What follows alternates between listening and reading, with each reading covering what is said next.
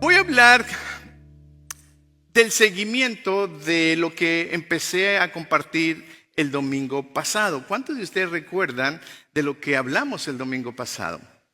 El domingo pasado hablamos de 3 testigos que dieron testimonio de la resurrección de Jesucristo. Y en particular hablamos de uno. ¿Recuerdan quién fue? Les doy permiso que vean sus apuntes si quieren. Juan, fue el apóstol Juan, igualmente que él habló y dio testimonio de que Jesucristo no simplemente es el Cordero de Dios, sino que también Jesucristo es la vida y la resurrección. Visualizamos que Juan estuvo al pie de la cruz cuando el Señor Jesucristo exclamaba en dolor y aflicción, pero exclamaba y decía: Señor, perdónalos porque no saben lo que hacen. Pero no simplemente Juan estuvo al pie de la cruz, sino que también Juan corrió hacia el sepulcro. Cuando las mujeres dijeron que el cuerpo de Jesús no estaba en la tumba, viene Pedro y viene Juan y entran y miran un sepulcro vacío. Pero Juan también nos revela en Apocalipsis o en Revelación a un Cristo vivo y glorificado. Y muy hermoso también que Juan describe al Cordero de Dios, si hablamos en un término escatológico, en el futuro, donde el Cordero de Dios viene triunfante, victorioso, igualmente a someter todo bajo su autoridad. Juan no simplemente fue testigo de la resurrección de Jesucristo, sino que también lo vio sentado en un trono alto y sublime. Y ahí es donde Él está el día de hoy, igualmente intercediendo por cada uno de nosotros. Bueno, el día de hoy voy a hablar igualmente de otro testigo, pero este testigo no tuvo la experiencia de Juan, el apóstol amado.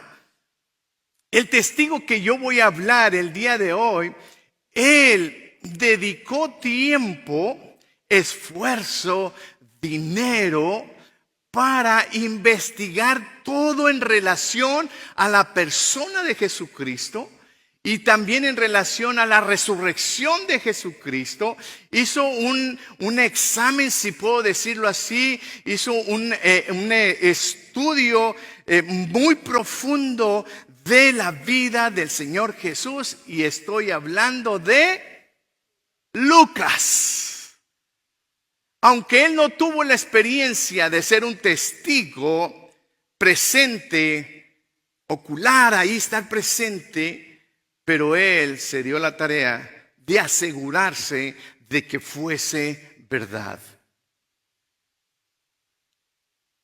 Y en su primer evangelio, en el evangelio que escribe Lucas, capítulo 1, versículo 1, dice: puesto que ya muchos han tratado de poner en orden la historia de las cosas que entre nosotros han sucedido ciertísimamente, tal como nos la enseñaron los que desde el principio lo vieron con sus ojos y fueron ministros de la palabra. Me ha parecido también a mí, después de haber investigado con diligencia todas las cosas desde su origen, escribírtelas por orden, oh excelentísimo Teófilo.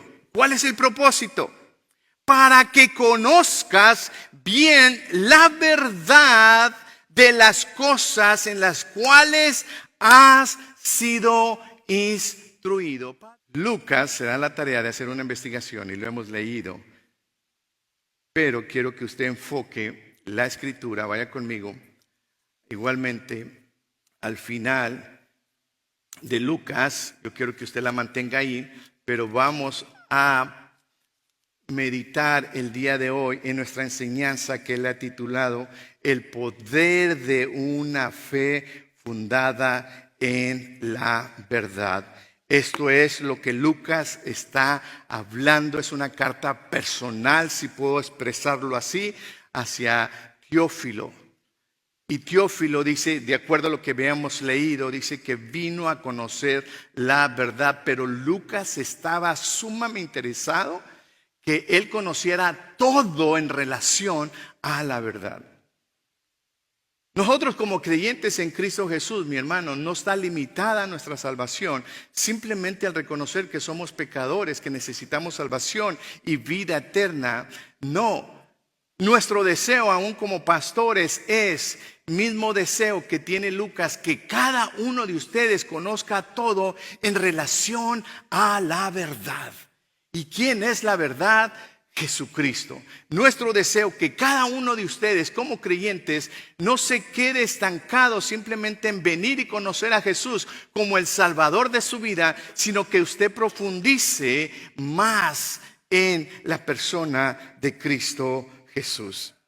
En el libro de Hechos, capítulo 1, del versículo 1 al 3, que dice, haciendo correlación con lo que acabamos de leer en Lucas, esto nos da a saber igualmente que el libro histórico de Hechos lo escribió Lucas. Así que podemos decir que Lucas y Hechos, el libro de Hechos, es igualmente un tomo, si podemos decirlo, en dos partes. Y esta es la segunda parte. Y dice de esta manera Lucas, dice en el primer tratado, oh Teófilo, me gusta el significado del nombre de Teófilo. El significado del nombre de Teófilo significa el que ama a Dios. Así que cuando yo leo siempre Lucas o la carta que Lucas está enviando a Teófilo, yo la hago mía. Digo, porque yo también amo al Señor y todo lo que Lucas le habló a Teófilo también me puede servir a mí. ¿Cuántos aman al Señor? Amén. ¿Sí los veo o no los veo? Amén. Dice, en el primer tratado, oh Teófilo, hablé acerca de todas las cosas que Jesús comenzó a hacer y enseñar, hasta el día en que fue recibido arriba, después de haber dado mandamiento por el Espíritu Santo a los apóstoles que había escogido, a quienes también, escuche bien, después de haber padecido, se presentó vivo con muchas pruebas, que dice, inadmitables, apareciéndose durante 40 días, hablándoles acerca del reino de los cielos. Resurrección. Acaban de celebrar el día de la resurrección, pero yo siempre he dicho, me he preguntado, ¿qué tiene que ver una coneja, unos huevos con el día de la resurrección? ¿Qué dice la Biblia en relación a ello? Que muchas veces como iglesia hemos perdido el enfoque de la resurrección y la verdad de Jesucristo. Y para mí es muy importante que nosotros entendamos esta verdad. La semana pasada, iglesias gastaron multitud de dinero para una celebración. Y hace una semana más pasada, ya pasó, quedó atrás y todo volvió a su normalidad. Pero de acuerdo a lo que me dice Lucas, este es el tiempo más glorioso para la iglesia. ¿Qué me está diciendo, pastor? Porque el Señor Jesús no simplemente resucitó, dice Lucas, estuvo por 40 días presentándose delante de sus amados. Amada iglesia, mi deseo, mis amados oyentes, si tú no has conocido a Jesús como el Salvador de tu vida, mi deseo es que tú lo conozcas, que no conozcas una religión, una tradición. Déjame decirte, los cristianos también tienen tradiciones y se hacen religiosos también. Y tenemos que tener mucho cuidado de ello. Para mí, mis amados hermanos, es más importante, puedo decirlo así, y quiero poder sembrarlo en su corazón, que los 40 días que el Señor pasó con sus discípulos fueron primordial, fueron esenciales para el éxito, igualmente si puedo usar esa palabra, o la extensión de la predicación del reino de los cielos. Es muy importante que nosotros podamos visualizar esa gran verdad. Y si yo pudiera cambiar, hablando de legados, me gustaría cambiar la tradición de la iglesia cristiana. No celebrar solo un día de resurrección, sino celebrar 40 días de la vida de Jesús aquí en la tierra. Me gustaría hacerlo. Sería impresionante, ¿verdad? Que todas las iglesias creyentes e involucradas que creemos en la resurrección de Jesucristo, por 40 días digamos, Él está vivo, Él vive, Él vive, Él vive, Él vive. ¿Por qué es importante? Vamos a un contexto histórico rápidamente. ¿Por qué es importante que Lucas está hablando a Teófilo? Muy sencillo.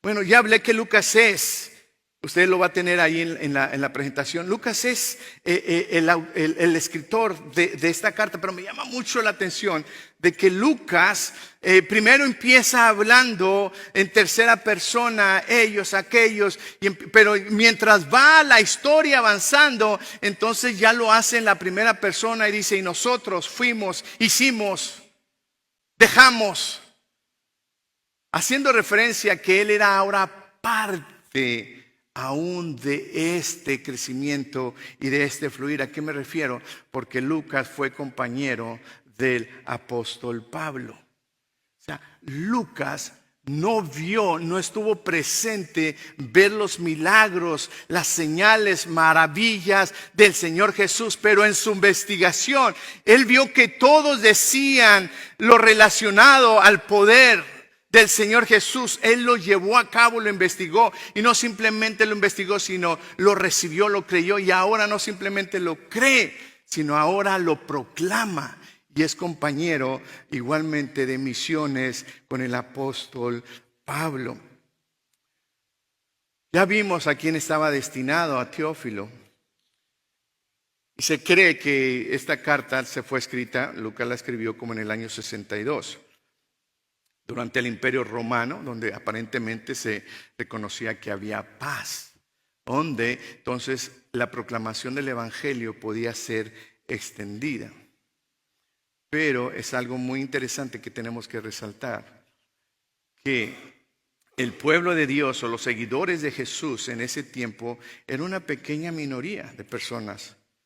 Era una pequeña minoría de personas en un mundo hostil, enfrentando dudas, persecuciones y desafíos enormes. Aunque aparentemente estaban en paz, estaban sufriendo igualmente persecución por los judíos y también por los romanos. Ahora, si lo vemos en el contexto cultural, en este tiempo, la idea de la resurrección corporal de Jesucristo era chocante tanto para los judíos así como para los filósofos en ese tiempo. Los judíos pedían señales del cielo. Los filósofos de ese tiempo pedían conocimiento, sabiduría, y para ellos era confrontante, vergonzoso hablar de un Mesías que había sido crucificado, sepultado y que había resucitado. Es imposible, es una locura. Y Lucas hace esta investigación, escribe estas cartas, escribe el libro histórico de Hechos para asegurar de que la resurrección de Jesucristo fue una realidad. Y esta carta, mis amados hermanos, debe de ser la base, si podemos llamarlo así, el sustento de nuestra fe fundada en la verdad. Escuche bien, si usted ha creído en Cristo Jesús, su fe está fundada en la persona de Jesús, no en la religión cristiana, no en la denominación bautista, pentecostés, asambleas de Dios, nazareno. No, si tú has reconocido a Jesús como el Salvador de tu vida, has reconocido que eres pecador, has confesado a Jesús como el Señor de tu vida, tu base, tu fundamento, tu ancla es mismo Cristo Jesús. No es la religión, no es la tradición, es la persona de Cristo Jesús. Y cuando hablo de la persona de Cristo Jesús, estoy hablando de una persona que puede relacionarse contigo, que puede dialogar contigo, que puede caminar contigo, que en todo momento está contigo. Así que en el ámbito cultural, esto es lo que estaba sucediendo, pero también algo tremendo estaba aconteciendo, que los discípulos estaban muriendo, estaban siendo sacrificados por la predicación del Evangelio de Jesucristo. Ahora los cambios iban a ir cambiando, iban a tomar un giro diferente. Aquellos hombres, aquellas mujeres que fueron testigos del poder manifestado a través de la persona de Cristo Jesús, estaban yendo por el mismo camino que todo ser humano lleva: morir. Y ahora se encuentra Lucas, dice: yo tengo que dejar un testimonio para las generaciones que vienen delante de nosotros. Ya no va a haber testigos como Pablo habla en Corintios, que dice que hubo más de 500 que Jesús se les reveló y que a unos todavía aún vivían en ese tiempo, pero ya estaban muriendo los testigos oculares de Jesús. Lucas se enfoca en dejar un legado para todos aquellos que en el futuro pondrían su fe en la persona de Cristo Jesús. Y gloria a Dios por Lucas, porque Lucas estaba pensando en cada uno de nosotros. Lucas estaba pensando en la iglesia en el futuro. Esto en un contexto, nosotros podemos entender por el propósito por qué Lucas escribe. Rápidamente, ¿a qué se refiere este capítulo? ¿O a qué se refiere estos versículos, pastor? Bien sencillo. Nosotros podemos aprender en estos versículos, mis amados hermanos, podemos comprender y entender la continuación del ministerio de Jesús de acuerdo al versículo 1. Lucas le dice que en su primer tratado le dice a Teófilo, Lucas le recuerda que su evangelio fue solo el comienzo, pero que Jesús sigue obrando ahora en el presente a través de la iglesia. Lucas nos hace entender y nos quiere dar a entender el día de hoy que la obra de Jesucristo no ha concluido. ¿Cuántos dicen gracias, Señor? Usted y yo tenemos que pensar en nuestras próximas generaciones. Tenemos que estar pensando en nuestros hijos, en nuestros jóvenes, que ellos puedan ver en nosotros y vivir un evangelio genuino porque estamos en la verdad. Lucas nos recuerda, mis amados hermanos, que no solamente fue el comienzo, sino que continúa esta obra a través de la iglesia, a través de cada uno de nosotros. Podemos encontrar una verdad clave en estos versículos. Primero, Jesús no terminó su obra, mis amados hermanos, en la cruz. Su ministerio continúa a través de cada uno de nosotros.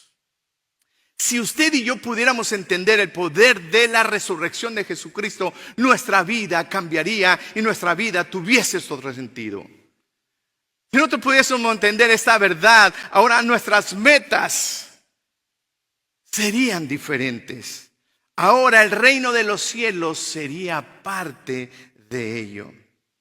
Si lo podemos ver como una aplicación, este versículo, mis amados hermanos, creyentes en Cristo Jesús, y si tú no eres creyente, hoy puedes ser parte de esta hermosa experiencia. Usted y yo somos la extensión del ministerio, de la extensión del reino de los cielos, del ministerio de Jesús en esta tierra. ¡Wow!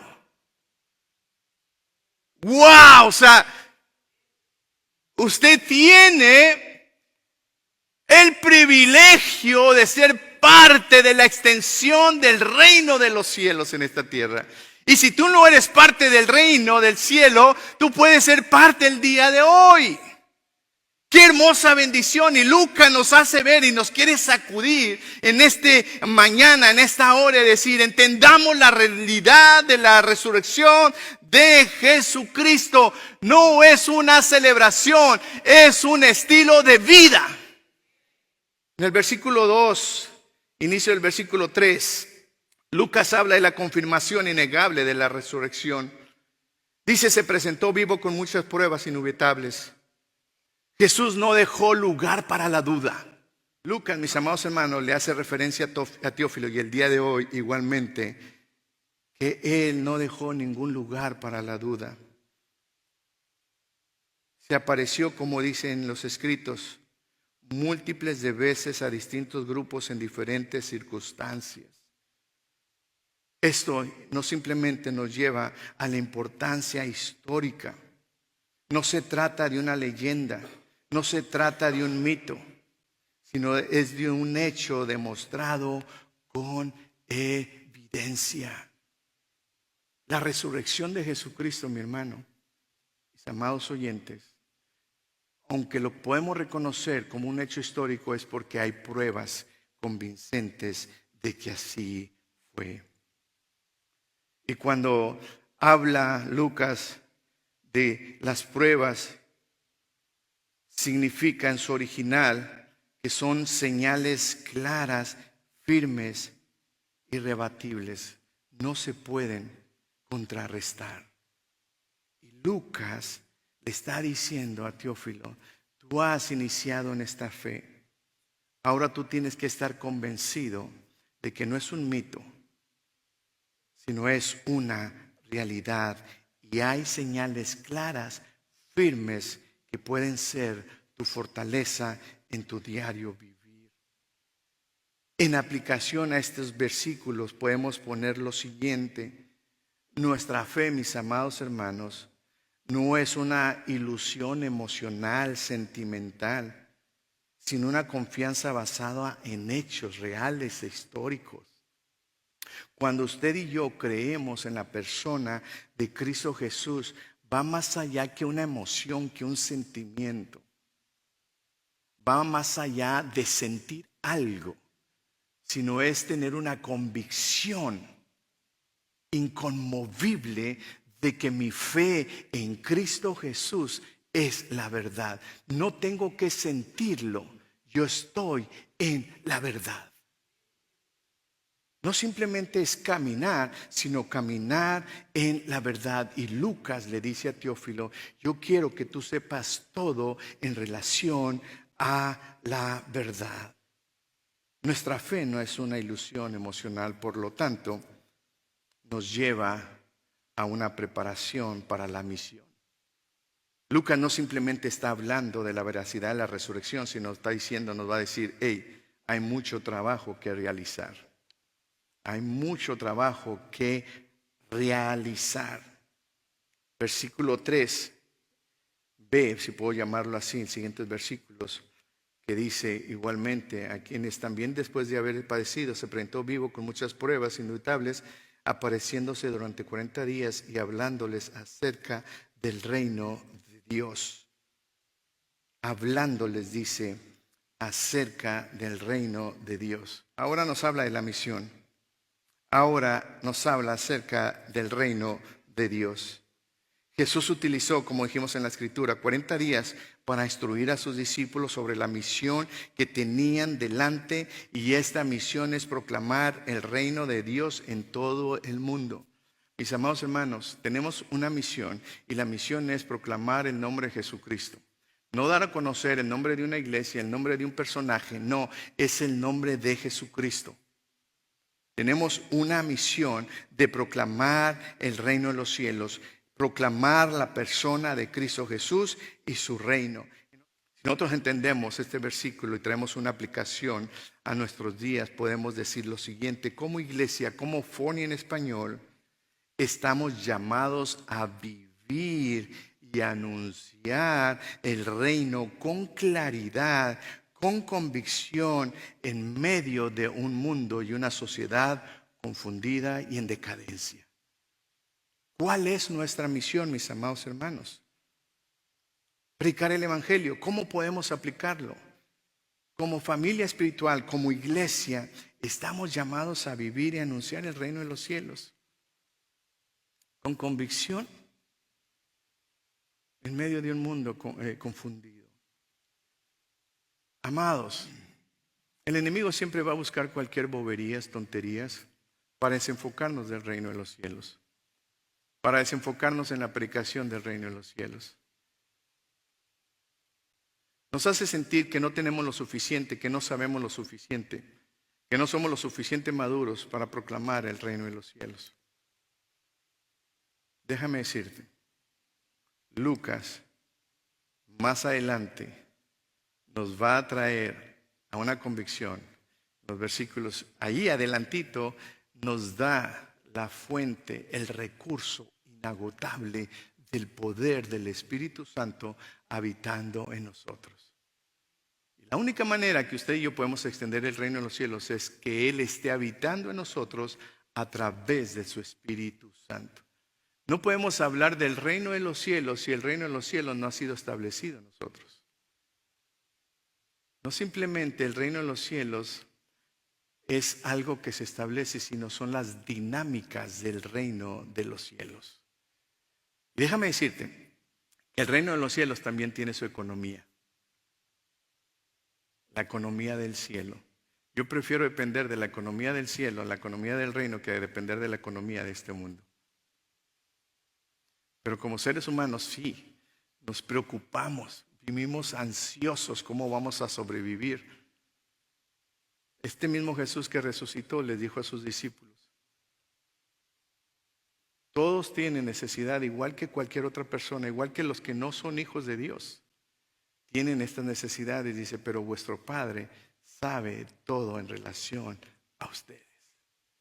¿Cuánto puede levantar su mano y decir: Señor, gracias porque no hay nada escondido de mi persona hacia ti? Aplicación para el día de hoy. En nuestro fundamento de fe en la verdad histórica de Jesús, mis amados hermanos, no hemos sido llamados o no estamos llamados a una fe ciega, sino una fe razonada que podemos pensar, podemos meditar y basada en las evidencias de la resurrección de Jesucristo. Llevamos, hacemos, realizamos, pero nunca hacemos una pausa y decir: ¿por qué hago? Y eso podemos hacer muchas veces patrones en nuestra vida, en nuestra familia, en nuestro matrimonio, porque es lo único que recibimos. Esa fue nuestra única escuela. Pero pero gracias a Dios, gracias a Dios que yo puedo hacer cambios. En mí puede tomar todo una dirección diferente. Yo puedo hacer cambios, pero puedes hacer cambios cuando te das cuenta de la verdad. Si no conoces la verdad, no vas a poder hacer cambios. La única manera que puedes hacer cambio en tu vida, en tu matrimonio, es conociendo la verdad, y la verdad es Jesucristo. No hay otra manera. Entonces, si nosotros no tenemos una fe ciega, tenemos una fe que podemos razonar, que hay evidencias de ello, entonces esto nos anima, mis amados hermanos, nos desafía a estudiar y conocer en mayor convicción nuestra fe en Cristo Jesús. Por eso, después del servicio del día de hoy, tenemos estudio bíblico, porque queremos que usted aprenda más, que conozca más, que si es necesario sembrarle dudas ahí para que esas dudas puedan ser contestadas igualmente. Tenemos que profundizar en la verdad. Lucas le está diciendo a Teófilo: yo me he dado la tarea de estudiar, pero es tu responsabilidad también estudiar, también investigar la verdad. En otras palabras, mis amados oyentes, mis amados en Cristo, vivamos como un instrumento de la obra continua de Cristo Jesús en esta tierra. ¿Qué es lo que tengo que yo hacer? Que puedo entender en estos versículos. Lucas le está diciendo a Teófilo: vive como un instrumento para que continúe la obra de Cristo en esta tierra. Jesús sigue obrando hoy a través de su iglesia, a través de ti, a través de mí, a través de cada creyente. La pregunta retórica es: ¿estoy permitiendo que Jesús continúe su obra a través de mi vida? Escuche bien y marque esto: su obra, no la tuya, no la mía. No el ministerio: oh, este es el ministerio que Dios me dio. No, tú no tienes nada, la iglesia es de Cristo. Tenemos una responsabilidad, yo tengo una responsabilidad, ustedes no son míos, son de Cristo. Pero sí yo voy a ser responsable por cada uno de ustedes que se ha sentado aquí. Que yo tenga que predicar la palabra, yo predico la palabra y yo tomo la decisión de creerla, aplicarla y no. Mi responsabilidad es hacerlo, su responsabilidad es creer, recibirla y actuar en ello. Jesús sigue obrando a través de su iglesia. Voltea al que está a tu lado y dile: Jesús está obrando a través de ti. Jesús continúa su obra a través de ti. Comprométase con la expansión del reino de los cielos. ¿Saben qué me he dado cuenta? En mi poco tiempo de estar en la iglesia, de crecer en la iglesia, estar pastoreando, muchas personas no están comprometidas con la extensión del reino de los cielos. No te estoy hablando que te comprometas con una iglesia, con un ministerio local. con el reino de los cielos, porque si tú estás comprometido con el reino de los cielos, automáticamente te vas a involucrar en la iglesia y en un ministerio local. Y si tú no te involucras, analiza tu vida. ¿Qué tanto involucrado estás en la proclamación y la expansión del reino de los cielos? Si usted se da cuenta, nosotros hacemos muy diferente el presentar nuestro diezmo, nuestra ofrenda. Yo no quiero obligar a nadie a darle al Señor. Esto es una decisión propia de ustedes en agradecimiento por la bendición de Dios. Días pasados se acercó una ancianita, ya no está con nosotros, tuvo que regresar a su país, oramos por ella. Se acercó conmigo, me abrazó y me dice, pastor, así me dijo, perdóneme porque yo no trabajo, no tengo dinero, yo no puedo dar. Dice, pero yo quisiera dar. Yo le dije, hermana, no se preocupe. Al contrario, si no tiene, nosotros podemos ayudarle. Y eso tocó mi corazón. Amados, el darle al Señor no se obliga. Cuando usted y yo entendemos el llamado que tenemos de extensión del reino de los cielos, voluntariamente lo hacemos. Nos involucramos, damos, servimos, porque usted no está sirviendo al hombre. Enfóquese en el reino de los cielos. Dígale que está a su lado, enfócate en el reino de los cielos, hombre. Suelta ya. Enfócate en el reino de los cielos. No somos espectadores, somos embajadores del reino en nuestros hogares, en nuestros trabajos y en nuestras comunidades. Amados en Cristo, no somos espectadores. No, somos embajadores, escuche bien, embajadores del reino de los cielos. ¿Sabe qué? Somos embajadores. A mí no me da pena representar a los hispanos, a mí no me da pena representarlos a ustedes. A mí no me da pena levantar mi pecho cuando yo soy el pastor de First Baptist Forney en español. Me siento orgulloso. Así que pórtese bien. No somos espectadores, somos embajadores del reino de Dios en nuestros hogares. Escuche bien, en nuestros hogares, en nuestros trabajos y comunidades. Práctica, ore hoy para ser sensible a la oportunidad de hablar y vivir la verdad del Evangelio. Concluyo así rápidamente. Así como Jesús se aseguró de dejar pruebas innegables de su victoria sobre la muerte, nosotros, cada uno de nosotros, estamos llamados a vivir una vida que testifique de esa verdad. La resurrección no fue el final, fue el comienzo de una misión que hoy continúa con cada uno de nosotros. Mis amados hermanos, afirmémonos en nuestra fe, renovemos nuestro compromiso y participemos activamente en el avance del reino de los cielos. Ese es el único deseo que tenemos. Yo no quiero promover ninguna iglesia, ninguna institución. Quiero promover el reino de los cielos. Que si alguno me mira por allá puedan ver a Jesús y el reino de los cielos, no una agenda personal. Que cuando la gente venga a este lugar pueda adorar al Señor, pero puedan ver y visualizar en el Espíritu que estamos enfocados e interesados en la extensión del reino de los cielos. Lucas no pidió hacer algo que él mismo no realizó. Él mismo estudió, él evangelizó y dio testimonio de la vida de Jesús. Así que, mis amados hermanos, vivamos con diligencia la vida de Jesús en nosotros como individuos y como solo un cuerpo como iglesia. ¿Puede usted vivir el reino de los cielos en su hogar, en su matrimonio? ¿Puede vivir usted el reino de los cielos en su trabajo? ¿Puede vivir usted el reino de los cielos? Lucas nos recuerda que Jesús está vivo y está sentado hoy mismo en el trono, gobernando todo lo que Él creó para gloria y honra de Él.